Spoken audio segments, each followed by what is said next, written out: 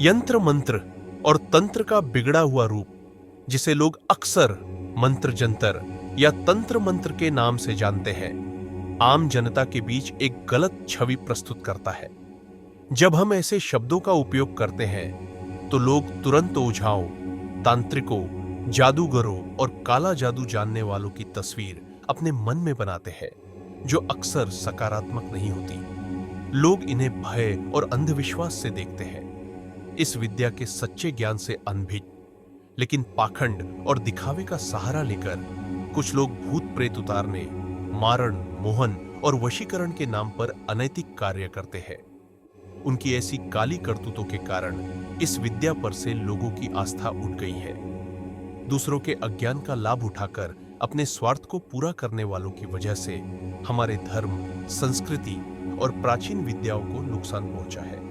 इसी श्रेणी में ज्योतिष, सामुद्रिक शास्त्र के साथ साथ यह मंत्र तंत्र विद्या भी आती है। इन विद्याओं का उद्भव जन कल्याण और समाज कल्याण जैसी उच्च और महत्वपूर्ण भावनाओं को लेकर हुआ था, परंतु कालांतर में स्वार्थी लोगों ने इनका दुरुपयोग किया और अपनी कुचेष्टाओं को पूरा करने का साधन बना लिया। आज परमाणु शक्ति विज्ञान की सबसे बड़ी उपलब्धि है, लेकिन यदि इसे जन कल्याण के कार्यों में न लगाकर विनाश के लिए इस्तेमाल किया जाए तो दोष किसका होगा?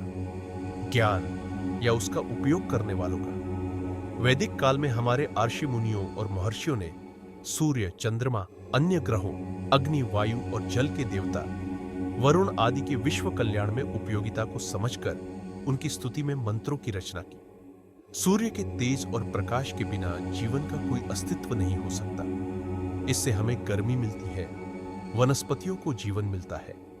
अग्नि और वायु सभी के लिए परम आवश्यक तत्व है। प्राण के बिना जीवन संभव नहीं है।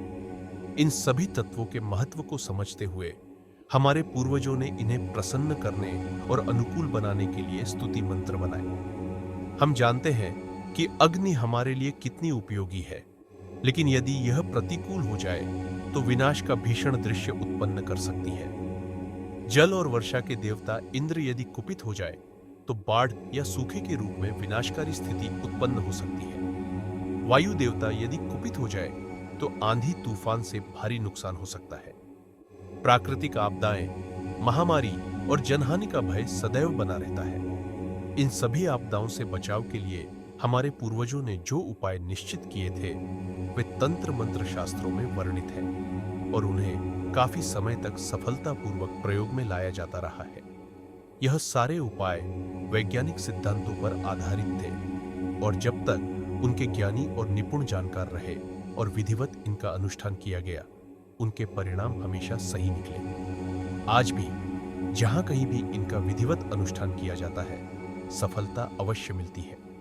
इन अनुष्ठानों की प्रामाणिकता पर किसी को संदेह नहीं करना चाहिए। हो सकता है कि इन ज्ञानी और निस्वार्थ महर्षियों का अभाव दिन प्रतिदिन बढ़ता जा रहा हो, जिससे इस ज्ञान की शुद्धता कम हो गई हो। पुराने समय में आज की तरह छापे खाने नहीं थे।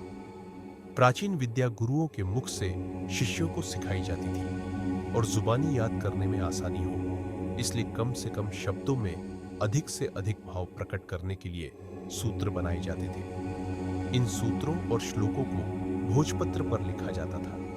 विद्या का महत्वपूर्ण हिस्सा गुप्त रखा जाता था और गुरु अपने शिष्य को मौखिक रूप से सिखाते थे, साथ ही इसे गुप्त रखने का आदेश देते थे। मंत्र का मतलब ही गुप्त सलाह होता है और इसी कारण मंत्र को हमेशा गुप्त रखा जाता था। इस कारण हमारा बहुत सारा महत्वपूर्ण साहित्य और विद्या धीरे धीरे लुप्त हो गई। कई प्राचीन ग्रंथ हमारे यहाँ उपलब्ध नहीं है, लेकिन विदेशी पुस्तकालयों और संग्रहालयों में मिल जाते हैं। तात्पर्य यह है कि मंत्र अत्यंत महत्वपूर्ण और गुप्त वस्तु है और गुप्त वही रखा जाता है जो सबसे अधिक कीमती समझा जाता है। मंत्र भी सबसे अधिक मूल्यवान वस्तुओं में से एक है। कोई भी व्यक्ति अपनी महत्वपूर्ण मंत्रों को सार्वजनिक रूप से नहीं बताना चाहता। यह सिद्धांत मंत्र का कर रहा दुरुपयोग के अनुसार है कि मंत्र तभी तक प्रभावी होता है जब तक उसे छिपा कर रखा जाए। यदि मंत्र को सार्वजनिक रूप से बता दिया जाए तो उसकी शक्ति समाप्त या कमजोर हो जाती है। दान वही कर सकता है जिसके पास देने के लिए पर्याप्त संपत्ति हो। निर्धन व्यक्ति क्या दे सकता है, और यदि वह कुछ देगा तो उसकी क्षमता क्या होगी।